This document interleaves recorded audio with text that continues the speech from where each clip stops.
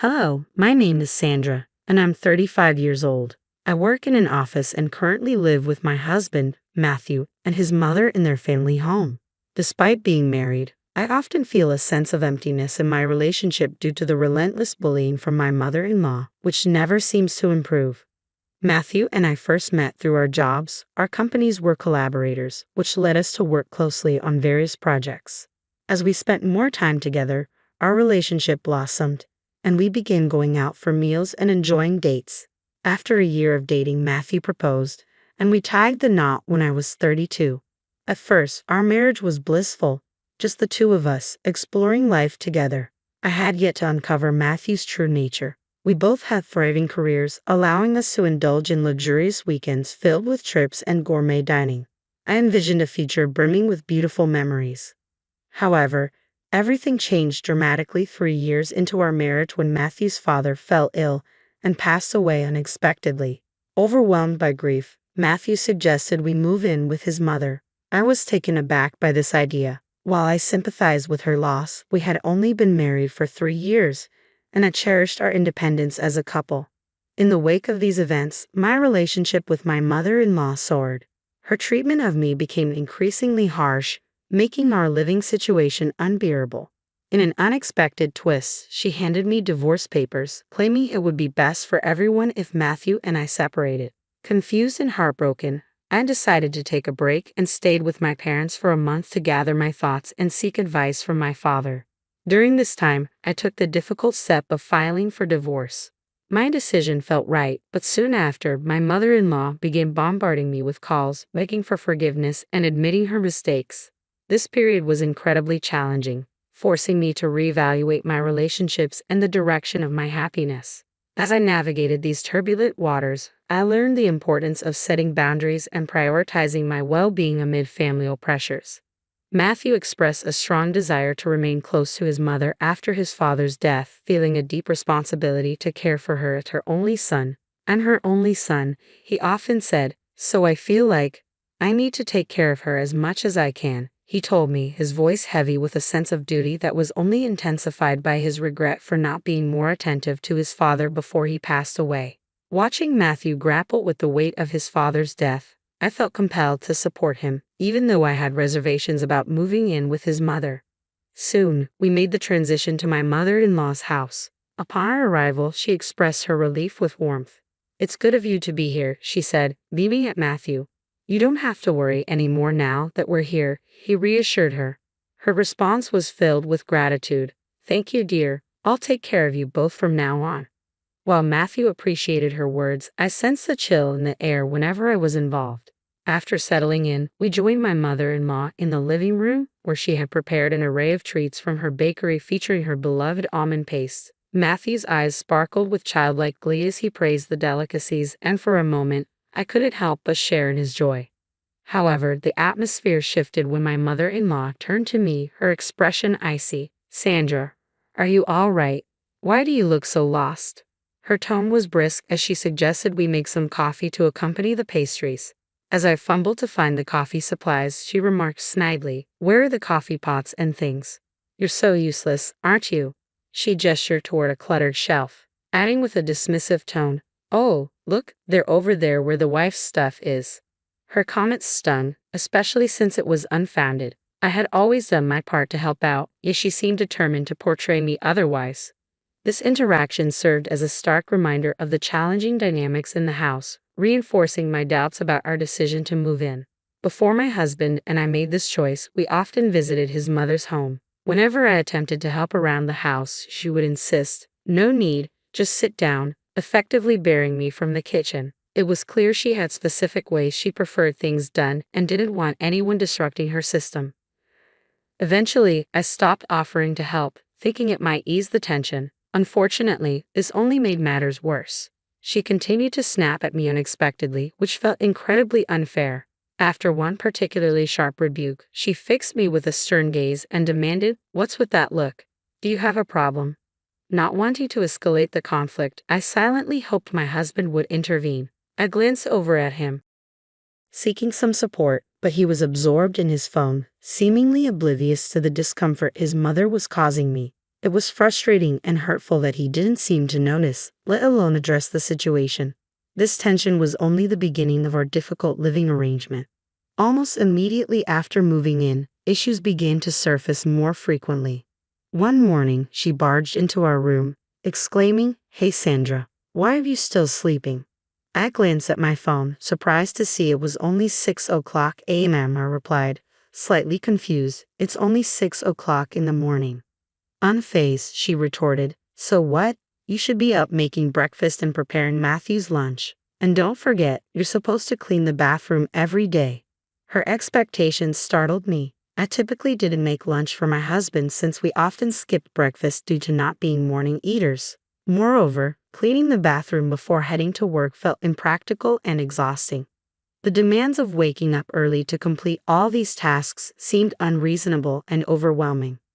As I hesitated to respond to my mother-in-law's early morning demands, she grew increasingly irritated, questioning my capabilities and upbringing.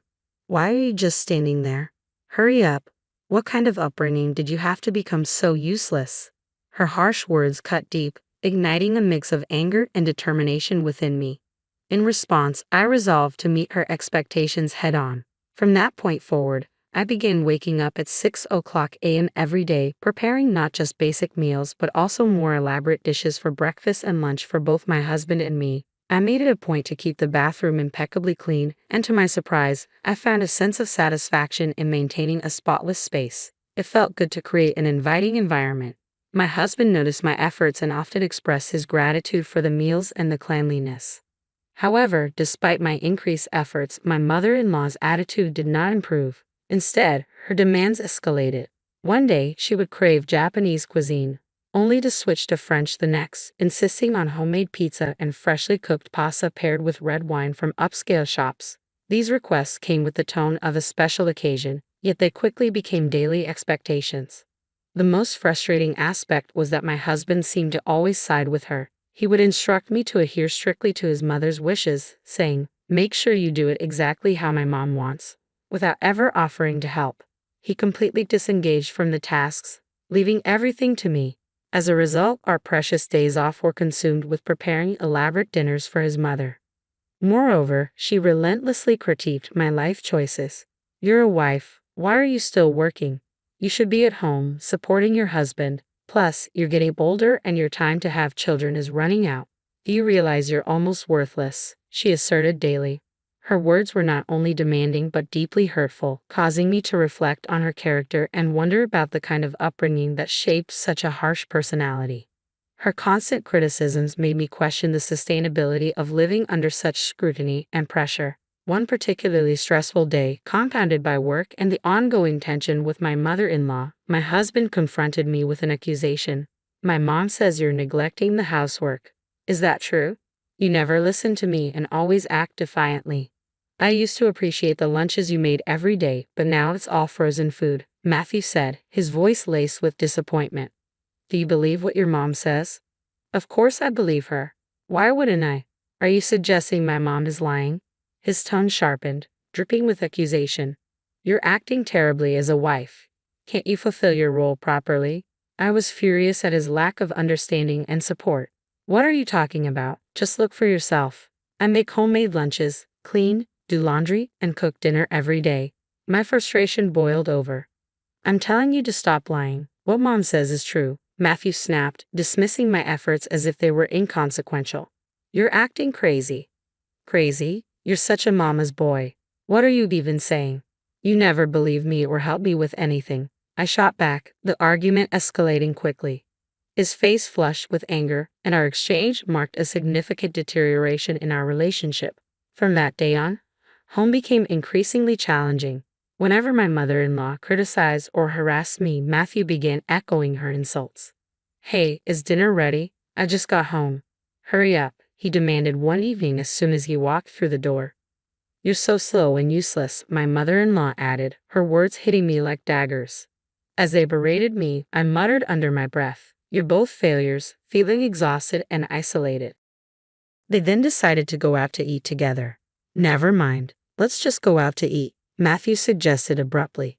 "That sounds good. Let's go," my mother-in-law agreed enthusiastically. I was left behind, completely excluded from the outing, a clear sign of how disconnected I had become from what was supposed to be my family. Each day, I endured insults and belittlement from both of them, making me question the viability of staying in such a marriage. Was enduring this relentless negativity really worth it? It was then that life handed me an unexpected chance to change everything. As I pondered this new opportunity, a flicker of hope ignited within me. I finally realized that I didn't have to endure the toxic environment created by my husband and mother-in-law any longer. Their usual taunts persisted, unabated. "You're worthless as a daughter-in-law. I can't fathom how my son ended up marrying you," my mother-in-law scolded, with Matthew smirking beside her, clearly enjoying the moment. Seizing the opportunity, I stood up with unwavering resolve. "I'm going back to my parents' house for a month," I announced. They both stared at me, their faces a mixture of surprise and anger. "What about the house? What if there's a fire?" my husband exclaimed, panic evident in his voice.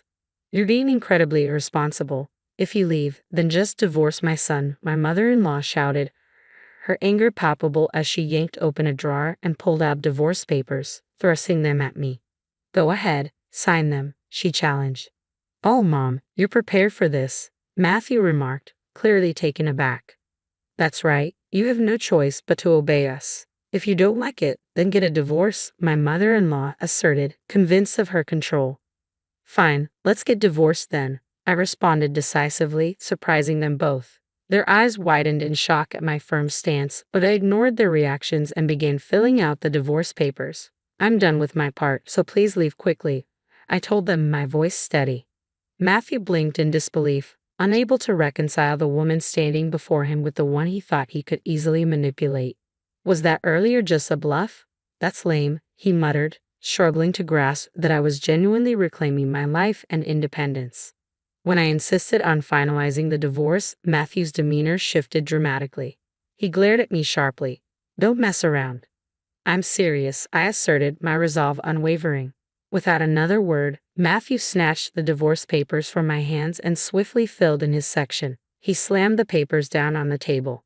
"Is this good enough?" he asked, his tone bitter. "Even if you want to take it back, it's too late." "Oh well, this means it's over for you too," he declared, attempting to mask his dismay with bravado, a cold laugh escaping him. My mother-in-law chimed in my heart, "It's over for you guys." But I thought to myself, "It's truly over for you." With no further delay, I left their house and immediately submitted the divorce papers. When I returned to my parents' home, I recounted everything to my father, who was deeply shocked but promised to support me in whatever actions were necessary. A month later, my phone was inundated with calls from my mother-in-law. "Hello, what do you want?" I answered, my tone icy. "We're strangers now," she replied, her voice pleading. "Please don't say that. Matthew and I are in a difficult situation." Her words dripped with insincerity. "Oh, really? That must be tough for you," I replied curtly. Her response was predictably sarcastic, revealing the true colors of our fractured relationship. "I haven't said anything yet. I'd rather end this call. Can I hang up?" I pressed, eager to disconnect. "Wait, I have a favor to ask. Can you talk to your father?" she implored, her voice tinged with desperation. "Why should I, after everything you and Matthew put me through?" I shot back, irritation bubbling to the surface. "I'm sorry about that," she replied, attempting to mend bridges. "I didn't realize your father's company is an important business partner of Matthew's." Her words hit me hard. It turned out my father ran a successful company that had dealings with Matthew's. We probably discussed this before getting married, but at that time, my father-in-law was still alive, and my mother-in-law hadn't felt the need to involve herself in those discussions. As for Matthew, it was strange that he didn't remember, but perhaps he had forgotten while siding with his mother and criticizing me. When my father decided to sever business ties, Matthew's company offered to continue the contract by letting him go, resulting in his job loss. This turn of events highlighted the consequences of their actions and how my departure had set everything in motion. Matthew had ambitious plans to remodel our family home, anticipating us living together long-term. To finance these renovations, he had taken out a substantial loan. However, with his recent unemployment, managing the repayments became nearly impossible. Up until our divorce, I had contributed my fair share to our living expenses, which had helped keep us afloat financially. Now, with the divorce finalized, Matthew and my mother-in-law found themselves in a precarious situation. Why did you feel the need to show off by remodeling the house, Matthew? You're so proud, just like your mother. I couldn't help but think as I listened to their financial turmoil. My mother-in-law reached out again, her voice desperate. Please help me, she pleaded. I apologize for my mistakes, she added, her tone weak and devoid of her usual defiance. I'm sorry, but I can't forgive you for what you've done, I responded firmly. If you're expecting me to help, it's pointless. Instead, focus on finding a job, even if it's temporary. This conversation is a waste of time, so I'm ending it now. With that, I ended the call and took the decisive step of blocking their numbers. Later, I learned that Matthew and his mother couldn't keep up with the mortgage payments and were forced to sell the house. It was a relatively new home, one that could have comfortably supported my mother-in-law through her retirement. It was a shame that their poor financial management and unnecessary extravagance led to such a waste. They ended up relocating to an apartment on some island where my ex-husband now works part-time. This drastic change in their circumstances highlighted the impact of their actions and our severed ties. While they now relied on my mother-in-law's pension to make ends meet, I was preparing for a significant change in my own life. Instead of renting a new place right away, I decided to stay with my parents until my departure. This time with them was precious to me, and I intended to cherish every moment until I moved overseas. I was filled with excitement and hope about starting anew in a different country. Despite the past difficulties with my ex-husband and mother-in-law, I remained optimistic about what the future held. It puzzled me why they had treated me poorly, but I felt relieved to have severed those ties. Perhaps in this new chapter abroad, I might even meet a wonderful partner and explore the possibility of an international marriage. I genuinely wish happiness for my ex-husband and mother-in-law in whatever their future endeavors might be. Thank you for following my story. If you found it engaging, please consider subscribing to the channel. I look forward to sharing more updates and stories with you as I embark on this exciting journey.